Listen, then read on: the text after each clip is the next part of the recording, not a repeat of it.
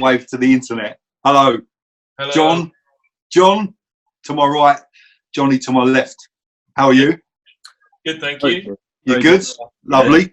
I'll start off by doing what I've done with all the other interviews so far, and I'm going to give you middle names because I don't know anyone's middle name. So, Johnny, your middle name's John, and John, your middle name's Johnny. Okay, so Johnny of John. Welcome to Goth Kitchen. Yeah, thank you very much. Cheers, Brian. You both look very happy. Yeah. Just to see you. Yeah. Of course. And your Goth Kitchen. Welcome to Essex. Yeah, very nice sunny Essex today. And whereabouts in the world are you? Sorry, I'm in the Cotswolds at my parents'. And it sounds very posh, and it is, but yeah. So. And you are, where are you, Johnny? Still in Crystal Palace, so still London, Crystal Palace. Keeping it real. Exactly. Toughen it out. So, how's lockdown? How the fuck is lockdown? Be honest. I'll let Johnny go first. Johnny, how's lockdown? It's up and down, isn't it? I think everyone's having good times and bad times, trying to keep yourself busy, find things to do.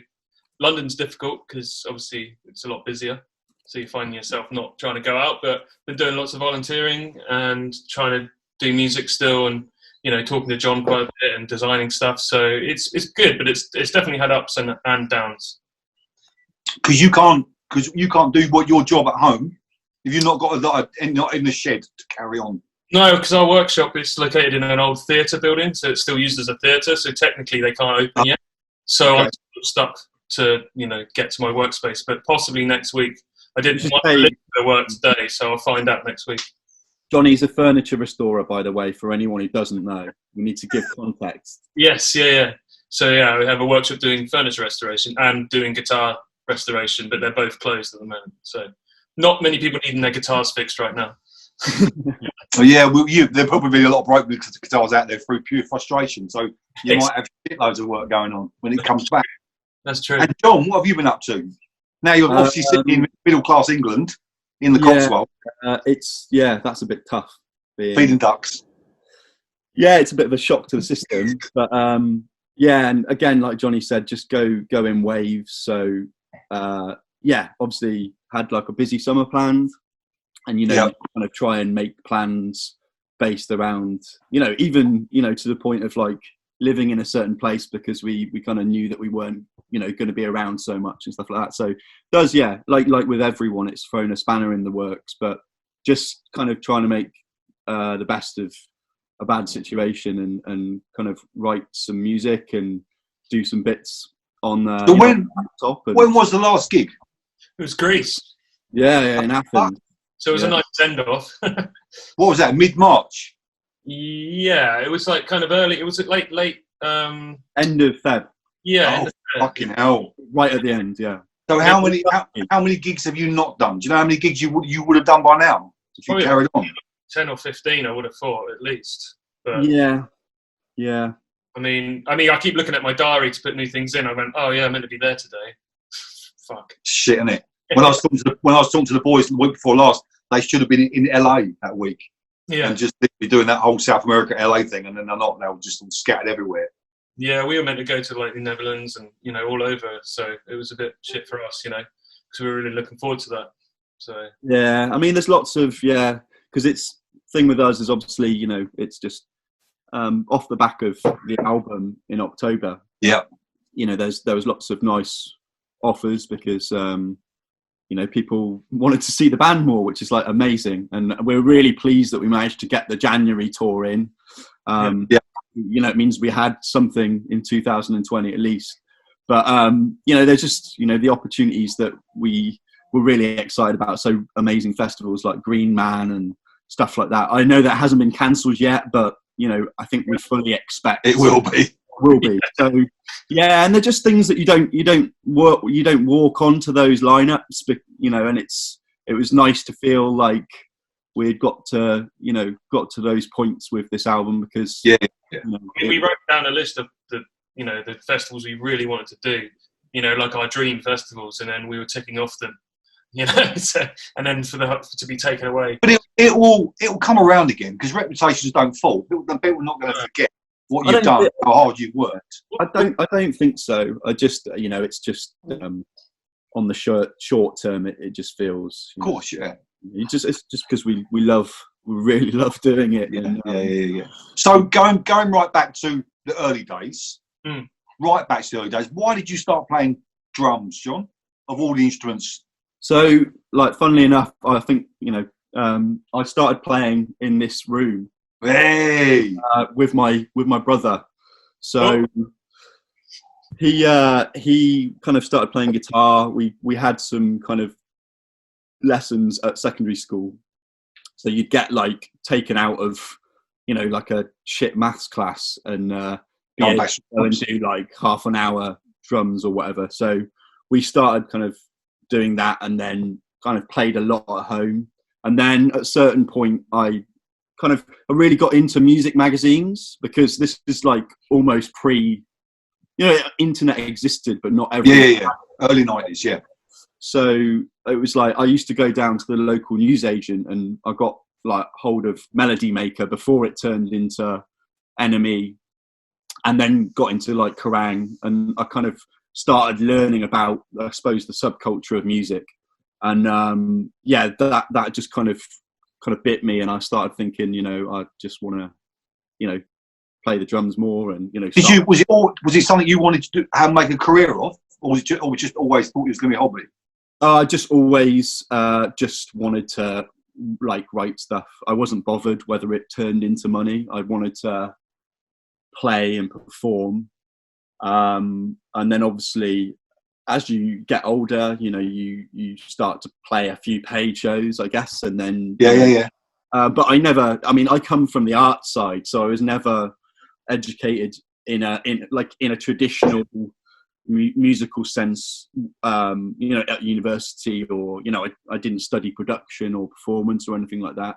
So I come at it from more of like a vocational kind of way, I suppose. Okay. And you, John? Always guitar man?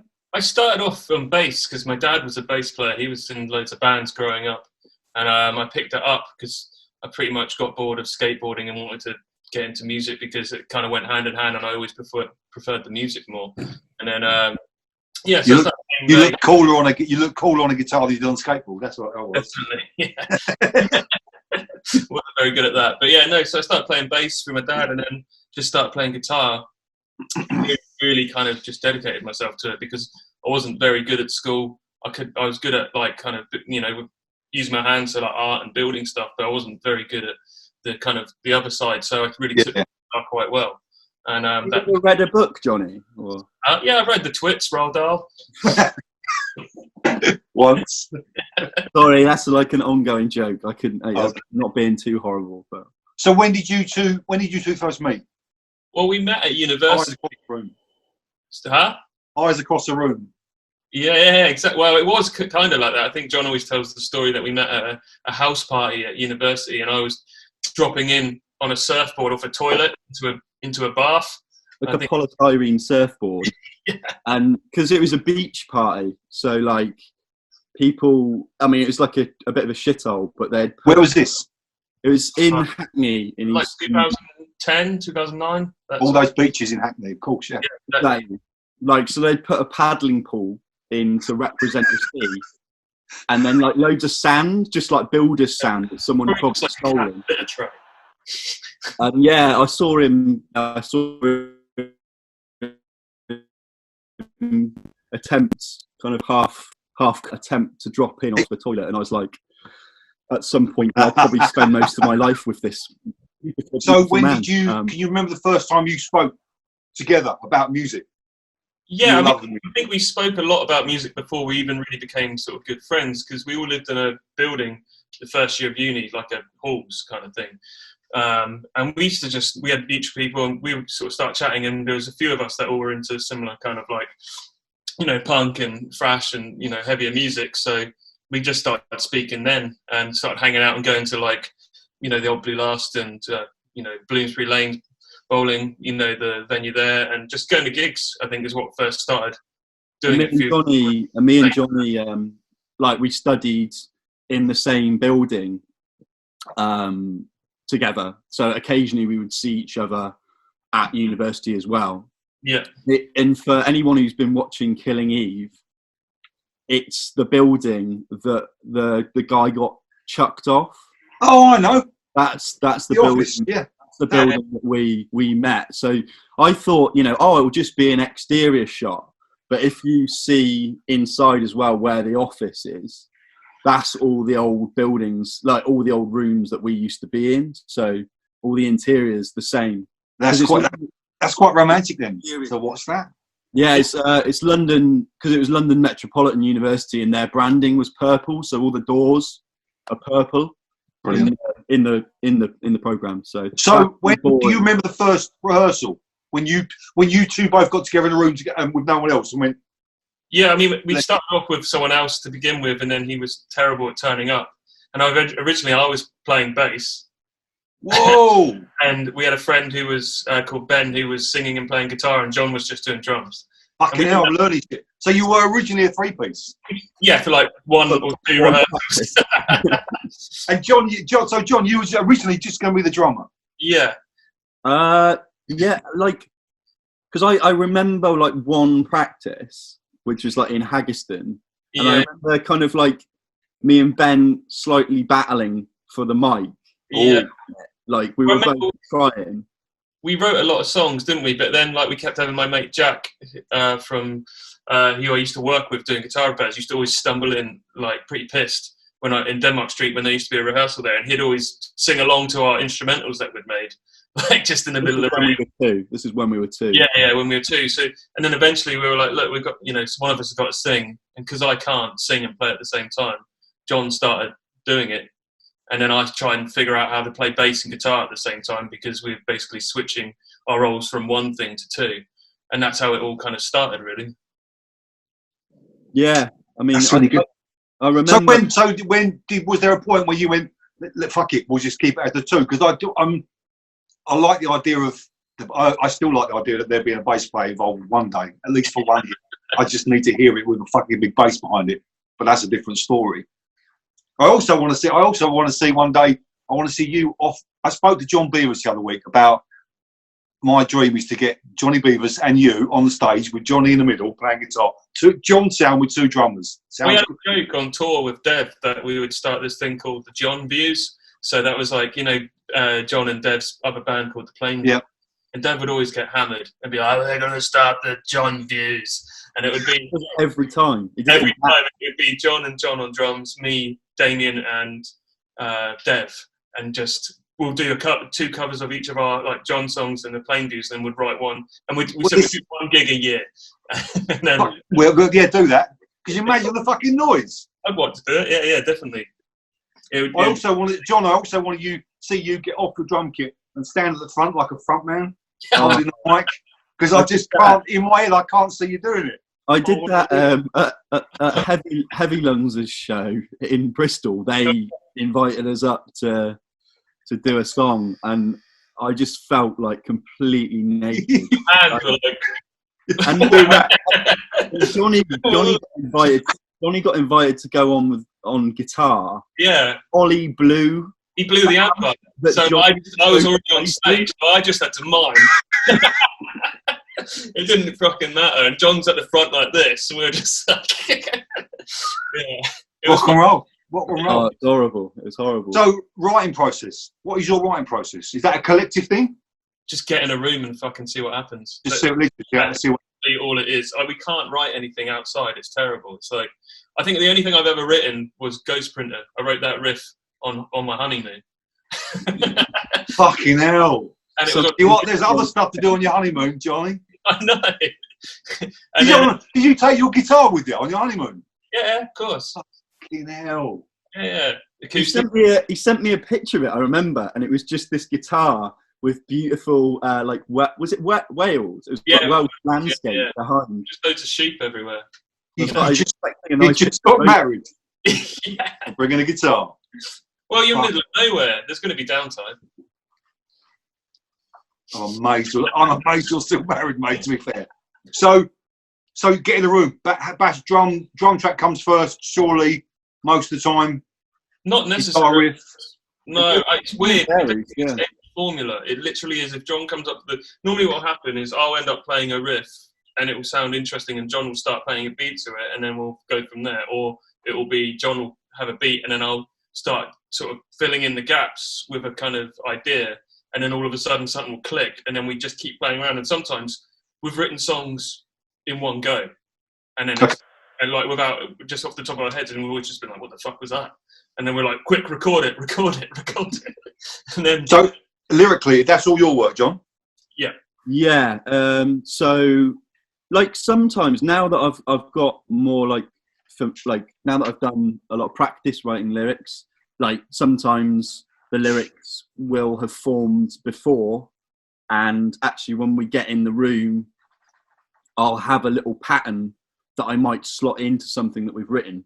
So actually, you know, a lot of the time, obviously, some things do, you know, you write them after you've kind of written the song. Which I'm sure a lot of people do that. But there are certain examples of songs that we've gone in a room and I've had like a phrase or like, you know, a certain pattern that I take in, and then we've written a part of a song, and then I start to think, I'll try that bit in there. So it does work both ways. But yeah. Times as well, because I'll have like pre-written riffs, and normally we can never write something straight off the bat with them, but we'll go and jam something and something will sound cool, and then those riffs might fit in as a separate like chorus or bridge or something, and we've done that and that's happened and worked well. But I mean, just before lockdown we were going in and pretty much writing a new song every rehearsal, so it was going really well.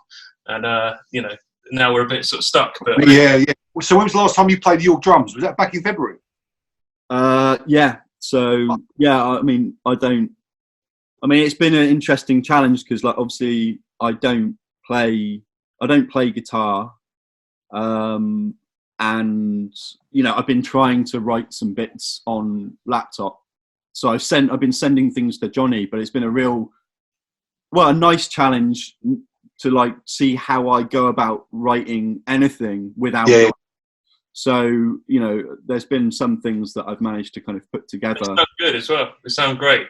So you might be your creative, the most creative part you've ever done. You might find. I think he's going solo, Brian. It's John's solo album. Yeah. He sounds like a Aphex Twin, does it? It's surreal. There's some elements of it. Exactly. And Johnny, your solo album will be what? You on a beach in Wales with a guitar? Yeah. Paul Simon. A nudist beach, yeah, in Wales. Dressed as a cowboy. With a cowboy, just, you know, with a bit of straw in my mouth. And like trucker. Yeah, just country. It's just going to be straight up country. That's all right. Bit Stetson, bit of Garth Brooks. We're off, mate. So, a lot of these questions, I didn't say it, so a lot of these questions come from the App Gang, and I'm really shit at writing down any names of anyone that asked these questions recently. So, if this is your question, thank you very much. I can't remember who sent it to me. That's also a disclaimer of me not blaming myself for writing a really shit question. All right. So, you won't be able to like guess who it is anyway, because. Do you think so? All right, well, this next question is: what did 12-year-old Johns want to be when they were grown up? Oh, I honestly, like, at some point I remember wanting to be a truck driver. But I think at 12, I sort of envisaged myself as being a professional skateboarder, even though at that point I couldn't even ollie. So I don't even know what an ollie is. Yeah, just when they do a little jump, Brian. Oh, I've seen that. Yeah, very unsuccessful people do that. Yeah, but that's far off the ground. Yeah, I mean, I had no idea. It was. I didn't really have that many sort of dreams of what I wanted to be. I think I was just happy doing what I was doing. John? I suppose I was probably really obsessed with like museums, like National History Museum and stuff like that, like dinosaurs and stuff. Like, it sounds. I'm not laughing, but I'm just so not surprised. Yeah, exactly. So like anything, I knew that I was like into anything like artistic. So I was always like, when I was younger than 12, I was always kind of drawing stuff. But I think I was always loved like, you know, the displays of museums and stuff like that. And, you know, that's why I always end up, you know, doing the artwork for John and stuff like that. Yeah. I still sate that desire. Do you know what I mean? going back to the band. If another question from a random person, if there had been a bass player and a second guitarist, and you'd become a 4-piece, would it be essential for those other 2 people to be called John? No, I mean, the name came purely out of us just being a 2-piece, and we were just like, John, yeah. There's so many times. It's like the reason we came up with the name was because it was kind of like an anti-name. It was like, we don't want anyone to know what we're going to sound like or who we are or what we're doing. In the early days, people didn't know whether they were getting a comedian or a folk act. You know? They would just turn up and sort of have to sit. So it was kind of like our manifesto, and we wanted it to be difficult to find us because we thought if people really liked us, they'd make the effort rather than it being sort of over easy. So we kind of just shot ourselves in the foot from the start on purpose. Yeah, he did. Because it's not fucking, and from when people hear your sound, as you know, it's not fucking easy to find you anywhere. It's like fucking nightmare. Yeah, but it makes it more rewarding when they do. Yeah, and also it's like, I think at the time that we were starting was like really, it was around, when people were really like, it was about like all this buzz and like getting the amount of clicks on a certain website or page, to get booked for certain things. So I think having been in stuff, we were just like being in other bands and kind of seeing other bands kind of become disillusioned with stuff. We were just like, oh fuck it, like let's shoot ourselves in the foot because you also need stuff to just like teeter off and be part of a scene. Do you know what I mean? Like, because so many bands have these names that all fit into like a few. Yeah. And it's like we didn't want anything. We were just wanted to be us and us sort of for all time, rather than be a band who were just at that period who had a specific name and sort of idea behind it and stuff. And we didn't want to pigeonhole ourselves into anything. You've got to give yourself enough room to develop, like creatively. And I think like, yeah, it's a bit of the name is a bit of a manifesto of that. It's like, there's nothing worse than being a band that makes, makes a sound that is too like fenced in to start with. I think that we wanted it to be able to develop and be interested in lots of different things. To answer the question, if there was 4 of us, then it probably wouldn't have been John. No, it would have literally been something just as hard to find. Yeah, brilliant. Full stop. Ellipses or something. Yeah. So this is a question for you, Johnny, and I'm going to say this one comes from Chad because I'm not taking the blame for this question, but it's probably my favourite question of the evening. You're quite famous for making sex faces when you play guitar. Well, so do you make guitar faces when you have sex? I hope fucking not. I don't even know what a guitar face is, but it's a great question. Probably a lot of concentration and closing your eyes. Which is what you meant to do. Yeah, exactly. No, I think Paul started that whole thing with the sex face as a joke. He did. Melbourne, yeah, it was his fault. I was hoping people would forget about it one day. It went away a bit, and then someone brought it back up. Yeah. And we were like, not again. Yeah. I'm always hate Paul for that. Yeah, but the thing is though, you're so in the zone. It's fucking brilliant. You literally can feel. Well, both of you, to be fair, because live you are it's a monster. It's fucking beautiful. It's the wonderful to watch, and I've seen it lots of times before. But you're both so in that zone. So when your head goes back and that face turns up, and you're like, it's fucking glorious. It's wonderful. I've got sweats in my eye as well, so I'm just like, yeah.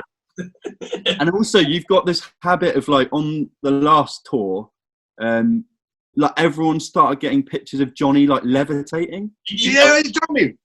Yeah, I don't like. Where'd that come from? I don't know. It just like I was with Dad or something, and I guess I was just like, people were always having a laugh. So every time they took a picture of me, I'd be like look like I was standing still. So for a laugh, I'd start jumping when people were taking pictures, just to try and get it. So on the next tour, can you start doing some Pete Townsend, fucking legs everywhere? Exactly, yeah. Proper metal jumps, please. That'd be brilliant. So, thank you for that, John. You're the artistic one behind John, as in album designs, T-shirt designs, etc., etc. First question: have you got anything else coming up in the works? Yeah, we just me and Johnny worked on something together actually. I mean, because we do, we always discuss stuff. I suppose I put things together, but like Johnny's always always running to be involved. But I just I've been really busy a lot of the time to try and have the time to do it. So we've actually got round and collaborated on something. So I'm looking forward to that for the first time. And it's like, I don't know, like I'm always thinking when I make something for us, I'm always thinking about kind of, I know what Johnny's interested in as well. So I'm not going to kind of, I kind of like. No, John. No, Johnny, you're not getting involved. So you've never designed one of them T-shirts? None of them should purely been your work? I've always had a say in some of the designs and sort of looked at designs, but John's always come up with a good first time normally anyway. He's very good at it. But this time round, I really wanted to get involved and, design something. So we have something sort of coming soon, which we're really excited about. So, and yeah. It's a nice familiar idea. Yeah. Which I think suits quite nicely, because I think we're both really like merchandise that is like relevant, and it was why when we went on the Idols tour, it was nice to do the kind of bus ticket, European bus ticket, blue T-shirt. If I don't know, people can see it on Bandcamp, but I think we've only got smalls left now.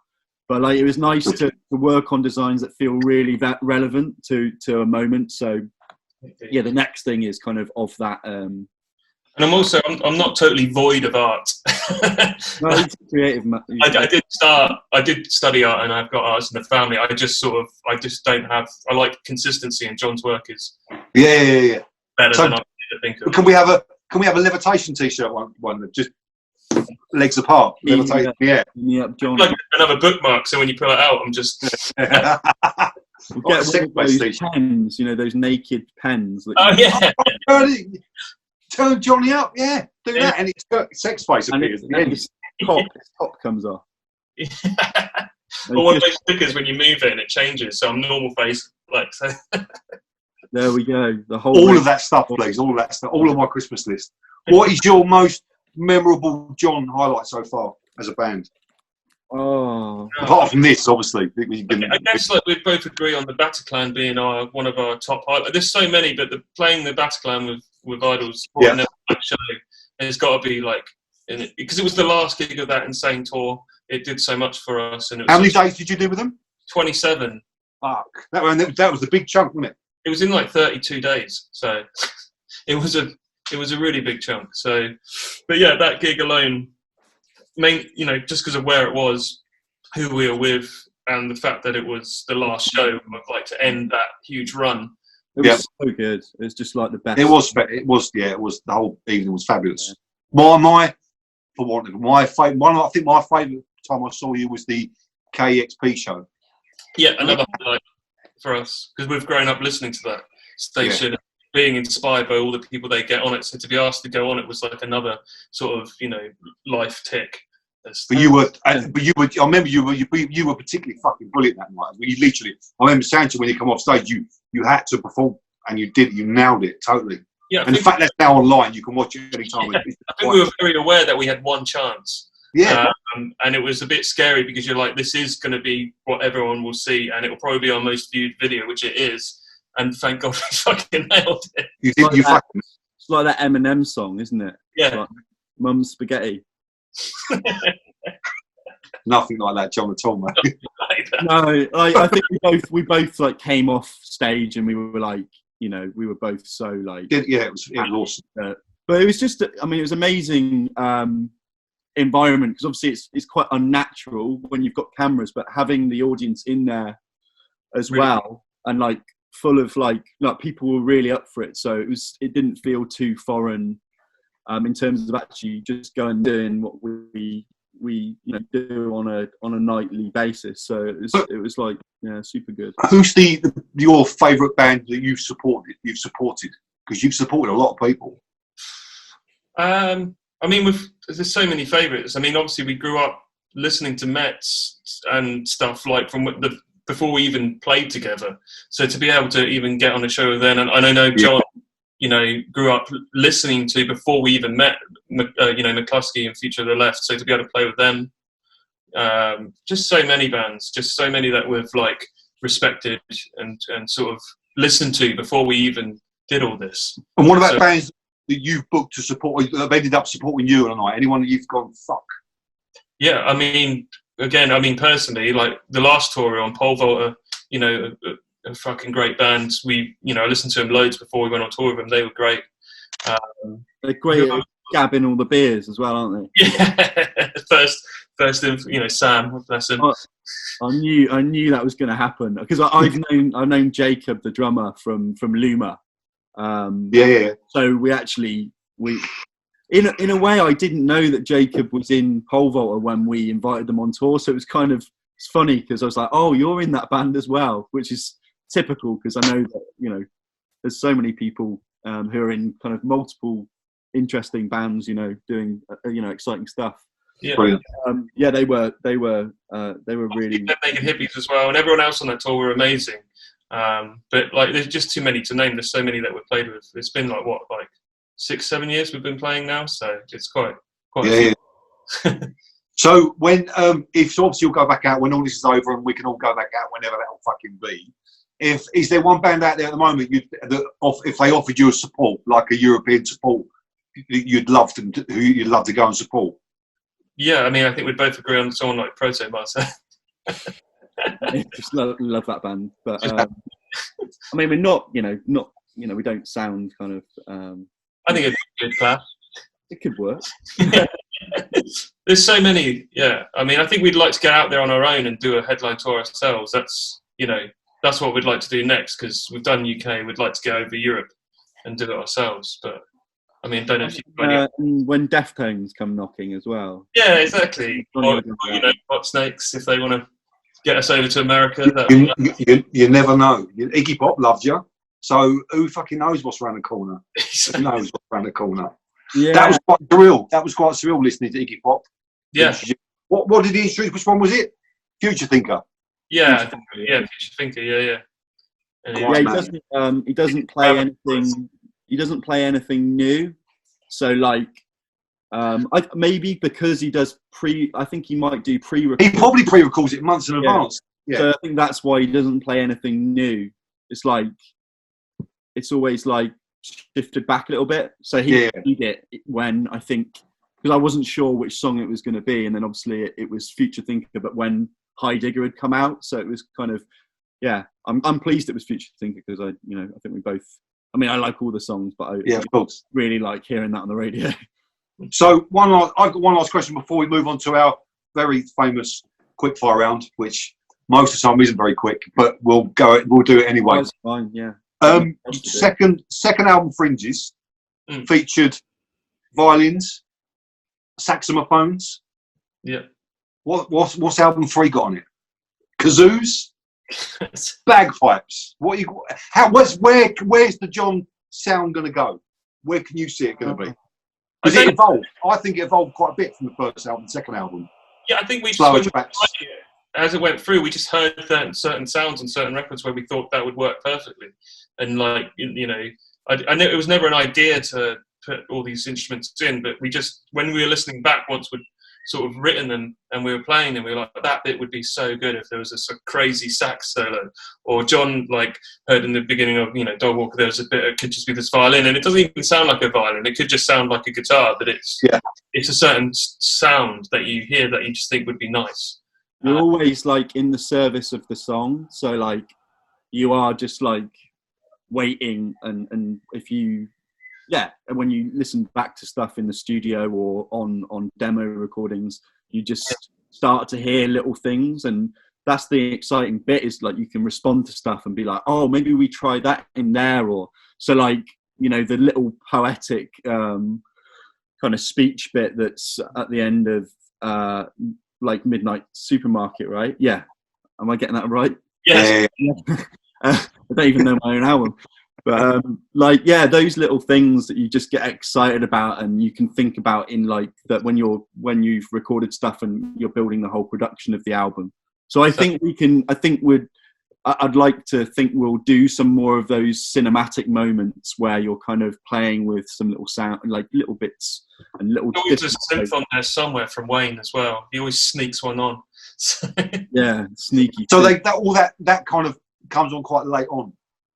You Not don't always. write, for writing that stuff. We always had an idea with Future Thinker that there was going to be a saxophone solo. We just didn't know what until we went into the studio and did it. But we just gave him free range to just do something in, one take rather than planning something. So it's a bit more spontaneous, because sometimes what we like best about our recordings when we go in to record the album is actually some of the mistakes that we have on our iPhone recording that we've done in a rehearsal room, and we try to get them.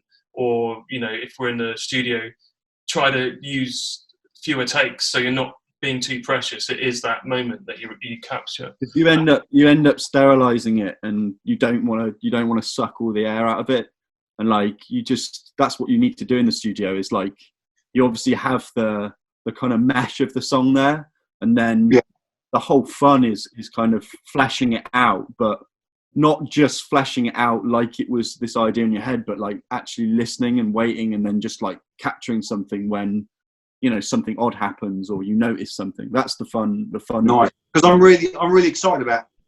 I love the first two albums, that, but I'm really excited to see where you go.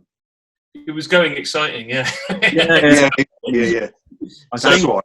hopefully when it's back in town, and then we can start sort of, and we're able to, even if we're able to meet up and socially distance rehearse, then you're loud enough. Fucking hell, yeah, it wouldn't matter, would it? You don't have to be. Well, I think we've been discussing it, and Johnny's dad's, he's been a musician for a long time, and he has a little space where he rehearses and stuff. So there's a possibility for us to do possibly something there if it takes long for other businesses that we use more locally to open up. So I mean, I'm not going to get you back behind that kit.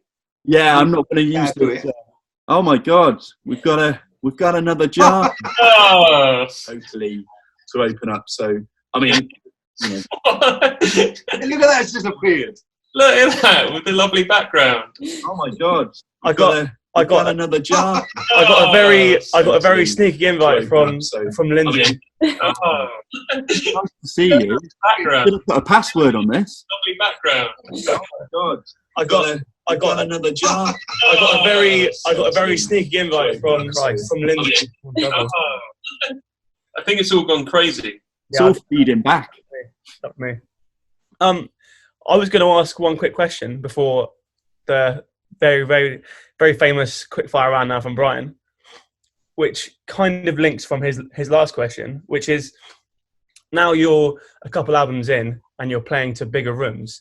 Do you think about that in the process of songwriting to allow more space, or I guess, as you were saying, more instruments, but to kind of make the sound more cinematic and less, I don't know, I think playing in smaller rooms, you kind of have to be a bit more to the point and a bit more direct, whereas now you can have a bit more space with your sound. Is that a thought that you've been putting in your songwriting process?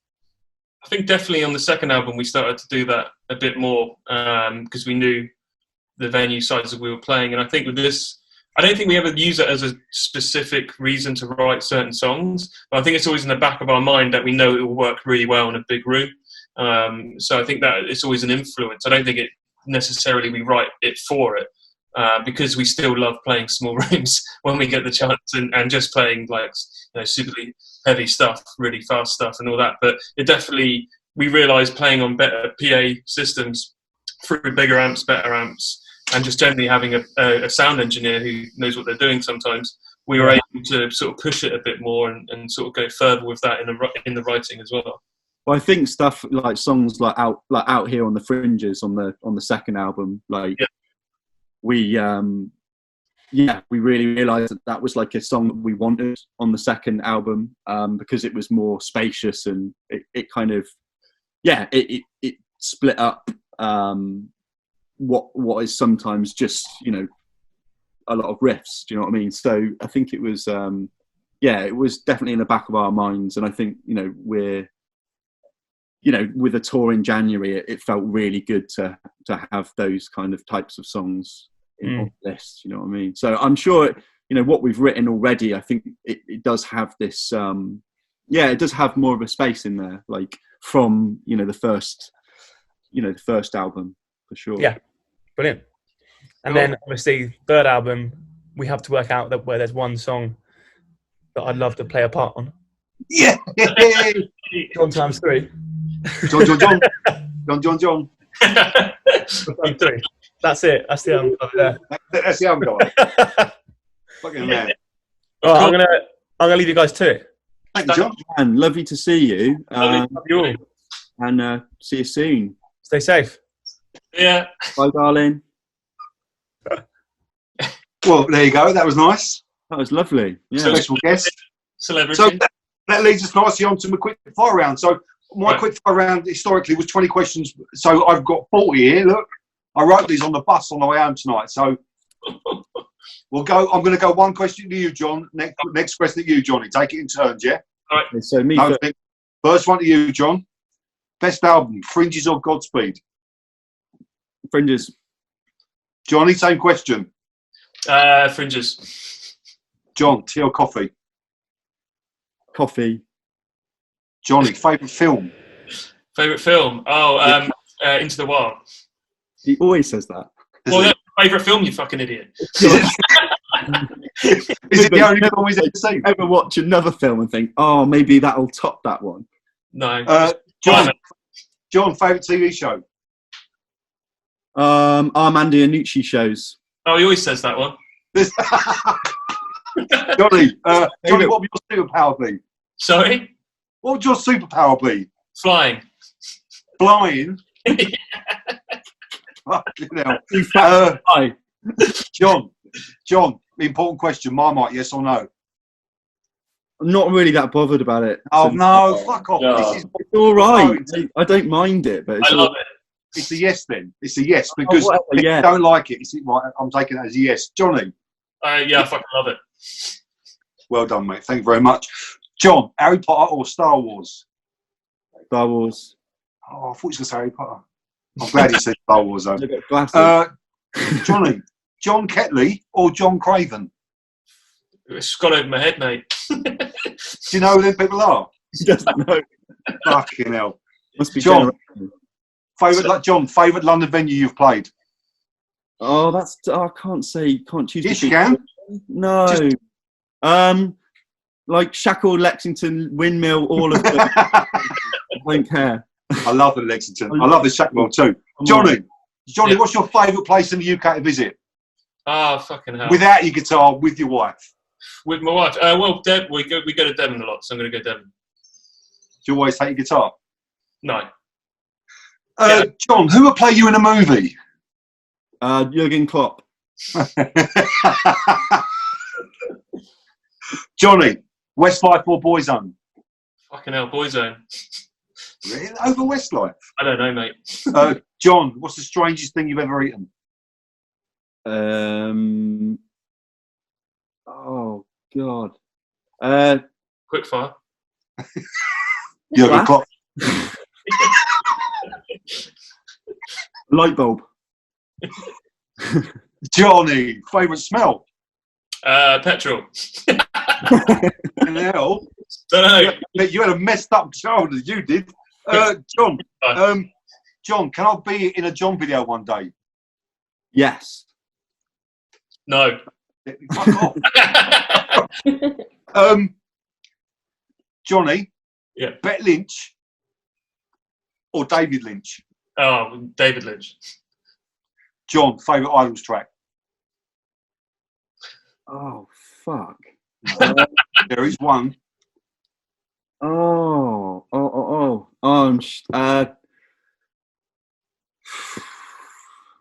going to go Gotho. Gotho, good song. Johnny, same question. Favourite Idols track? I like Gotho. Fucking hell. He doesn't know any, does he? Glam Rock. Well, yeah, I mean, that's a close second, Glam Rock. That's one of my favourites as well. Well done. John, what's the most rock and roll thing you've ever done? Me. Got out of bed late. What was it? I probably like got like I got mad because of like at the BBC Tobacco Dock Festival because there was like 4 toilets that were out of order, and we had to go on stage, and I had to meet Steve Lamacq for the first time, and I just got told that I was evicted from my house. So I threw a tantrum because I couldn't find a toilet. But, and we didn't have a dressing room. and Johnny, obviously, his workshop was in my house, so we were both like evicted just before we went on and played before Catfish in the Bottlemen. So you shouted at Stephen Mack and pissed all over him. That's what in my head. That's what happened. Yeah, pretty much. It was Johnny. It was really nice. Cats or dogs? Dogs. John, what's the best part of being in John? Johnny. Oh, lovely. Johnny, what's your favourite biscuit? Oh, fucking hell, mate. It's a dark chocolate hobnob. Dark chocolate hobnob? You Yeah. fucking weird. Get with it. Hobnobs are good, mate. John, will you and Johnny play mine and Dawn's 50th birthday next year, please? Oh. How much money? No, fuck all, mate. We're gonna hire at the 100 Club, so that's gonna cost me a fortune. Okay. Yeah. Yes. It's on film now. Thank you very much. Johnny, who's the worst snorer? You or John? Me. Oh fuck! Is he bad? He can't actually say me because he knows. That's the I thing. think I'm always asleep first. Oh, let's see you go then. John, what's your favourite sport? Do you watch sport? What's your favourite sport? Mine, sorry. I guess just footy because I grew up with it. Footy. John, what's the favourite country you've ever visited? John or Johnny? Sorry, I didn't. Johnny, your favourite country? What is the band or in general? Sorry. Oh, wherever. Where have you been? Where'd you like? Wow. I'm going to say Madagascar. Oh, erotic. Exotic, erotic. Erotic. John, Erotic Madagascar. John, what's the first thing on your rider? 0% beers. Non-alcoholic beers. Yeah. Fucking up. Okay. Johnny, did you ever get pissed off with being called rock gods? Yeah. Well. Yes. Yes. It's the term rock. I'm not apologising for it, but I know you're not. It was rock you. gods. We know it's you. And I it's know it was me. Yeah, totally. Yeah. John, what's your favourite foot? my favourite what? Foot. My favourite foot. Yeah, you've got 2. Yeah, it's good. Either. They're both rank. I was gonna say my my better half Eleanor's foot. That's a bit kinky, mate. But we'll move on. Johnny, what's the best gig you've ever been to? Best gig I've ever been to. I really enjoyed Pro Tomato at Bethnal Green Working Men's Club. That was fucking amazing. John, complete the sentence. When I dance, I look Like a twat. That's why I don't do it. Johnny, what's the best lyric John's ever written? One to the next one.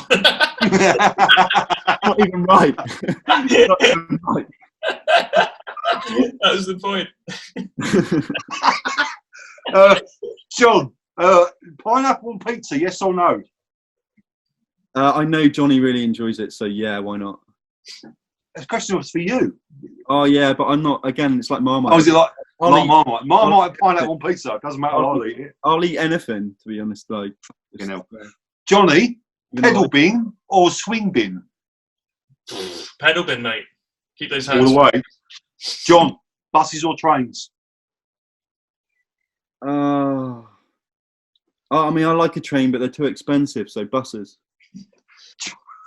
Johnny, what's your favourite Spice Girl? Oh.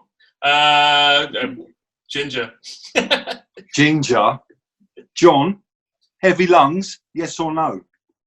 Yeah. This is my last question. John, describe Johnny in 3 words. Sex. Not even one. Who? He's cuddly, Oh, sweaty, and Nice, maybe. I don't know. Right? Nice. Nice. Nice. Wouldn't Like a expect biscuit. that. Nice. Talented. Johnny. Describe John in 3 words. Okay. And Hairy, pretentious, and lovely. You got nice. You got pretentious. John from John. Thank you very much for this evening. Thank you very much for visiting my kitchen. thank you, Afghan, for all your support. We really appreciate it. And we all desperately need to come and see John again live because it's fucking glorious. You know it is, and we love him. We'll always be there. It's nice to hear people say that. Yeah, we want to do it. And stuff, so just keep your eyes peeled. We'll you'll see some new stuff. So Thank you, boys. thank you guys. Big wave. See you later. Bye-bye. Bye. Bye. I'm gone.